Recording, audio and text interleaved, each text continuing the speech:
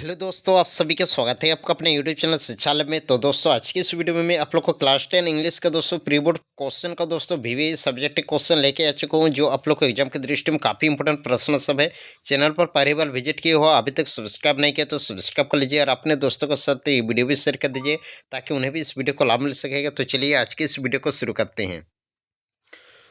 तो दोस्तों, English grammar में ग्रामर सेक्शन में प्रश्न देख लीजिए। Write a letter to the municipal commissioner. एक दोस्तों म्युनिसिपल कमिश्नर को पत्र लिखना है अबाउट डाटी फ्लाइंग इन योर एरिया। मतलब अपना एरिया में दोस्तों गंदगी है, उसके लिए आप अपना म्युनिसिपल कमिश्नर को पत्र लिखना है।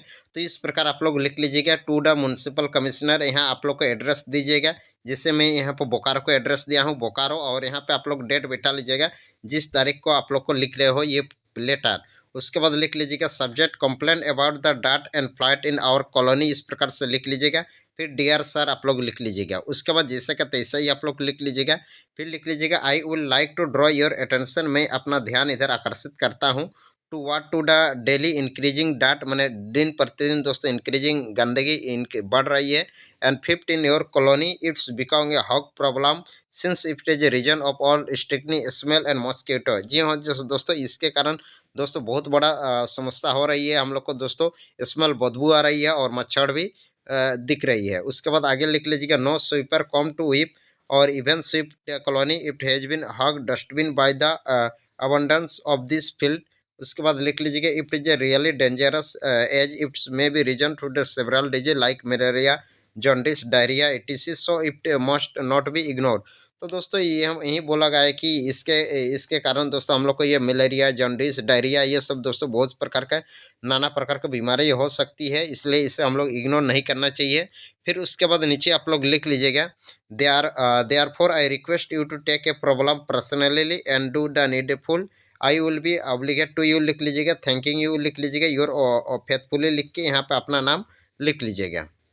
अगला क्वेश्चन देखिए दोस्तों, यहाँ पे आप लोग को हाँ ये वाला हो गया। अगला write a letter to the post master. Post master को पत्र लिखना है। Complain about the postman of your area if it is not delivering in your letter properly. मतलब तुम्हारा लेटर दोस्तों प्रॉपरली नहीं डिलीवर कर रहा है, उसके लिए पत्र लिखना है। तो यहाँ आप लोग एड्रेस लिख लीजिएगा। फिर लिख लीजिएगा टू द पोस्ट मास्टर।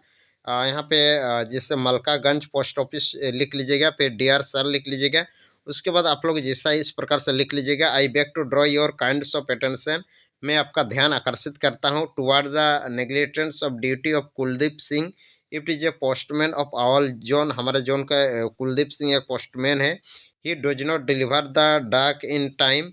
वो समय पर दोस्तों मैसेज को डिलीवर नहीं करता है। He is often late of which some time this cause a great loss of us. मतलब ये जिस कारण हम लोग को बहुत सारा दिक्कतें होती है। Moreover he does not deliver the dak properly. There is a letter box is a main door of our home but never drop the letter into it. He throw them near the gate of our some times hand them the children playing near be in the way most of the letters are lost. दोस्तों मेरा घर के नज़दीक ही वहीं बोला गया है कि एक लेटर बॉक्स रखा हुआ रहता है, लेकिन उसको ठीक से गेट नहीं बंद करता है, मतलब ताला नहीं लगाता है, जिस कारण बच्चे लोग उन्होंने से लेटर निकाल के इधर-उधर कर देते हैं। फिर लिख लीजिएगा I have request him to several time to deliver the dak properly and it's time but he always turn deaf ear to my request such state the bad name to the fair name of the postal department. I therefore request you to necessary action against him thanking you advance your faithfully. तुम्हारा नाम यहाँ आप लोग लिख लीजिएगा। फिर दोस्तों question answer में देख लीजिए why did Lencho write a letter to God. Lencho ने लेटर को लेंचो ने गॉड को पत्र क्यों लिखा। Why did he ask for, वो क्या चाहता था। तो उसने क्या पूछा यहीं पर बोला गया है। तो Lencho crops were completely destroy. Lencho का जो क्रॉप था वो पूरा पूरी क्षतिग्रस्त हो गया था। हाँ बट वो हिल स्टॉर्म मतलब आंधी के कारण। But there was no one to help him the difficulty situation. इस सिचुएशन में कोई हेल्प नहीं करने वाला था। Being a firm believer to God he wrote to letter to the God. उसने भगवान को पत्र लिखा and he was the only hope is despair. Lencho ask him to send 100 pesos to sow he field again the support his family and next crop.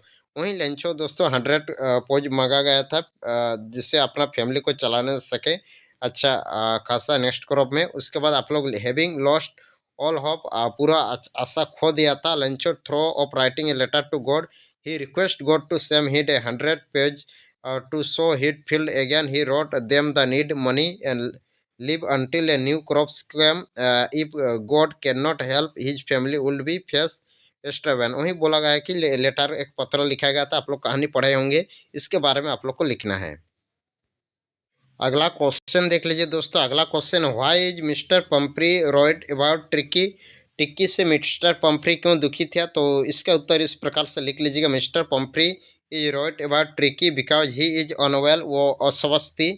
He was refuse to eat food and had bout of vomiting, वो उल्टी भी की थी।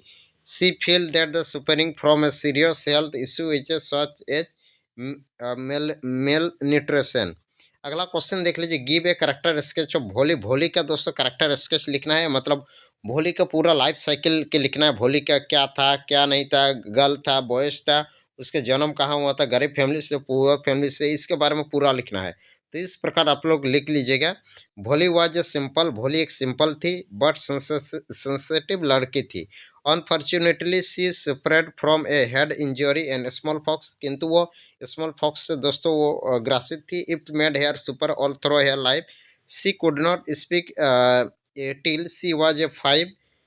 सी stammer when he started speaking, the attack of small pox had permanently disfigure he whole body, leaving blood pock mark. इस कारण दोस्तों उसका whole body में दोस्तों पूरा मार्क फैल गया था और पॉक मार्क दिखने लगा था। सी was a hard working A dedicated learner, with her teacher support, she grew to the confidence, bold and independent.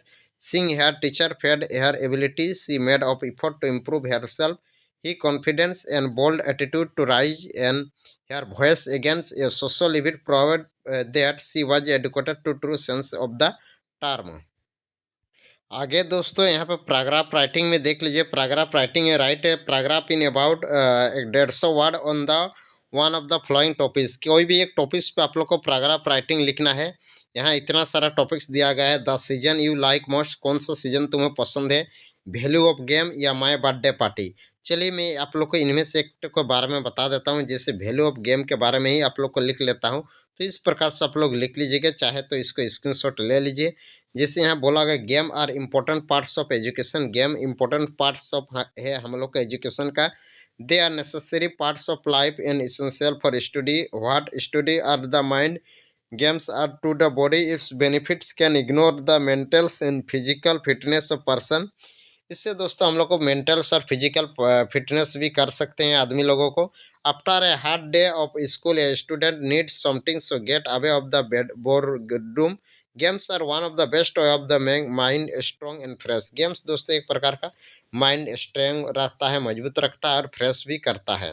उसके बाद आगे इस प्रकार से आप लोग लिख लीजिएगा, it is a non fact that sound make. एक काम कीजिए आप लोग, ये जो क्या लिए वैल्यू ऑफ स्पोर्ट है ना, इसको आप लोग स्क्रीनशॉट ले लीजिएगा। देख लीजिए, मैं आप लोग को बता देता हूँ, स्क्रीनशॉट ले लीजिए।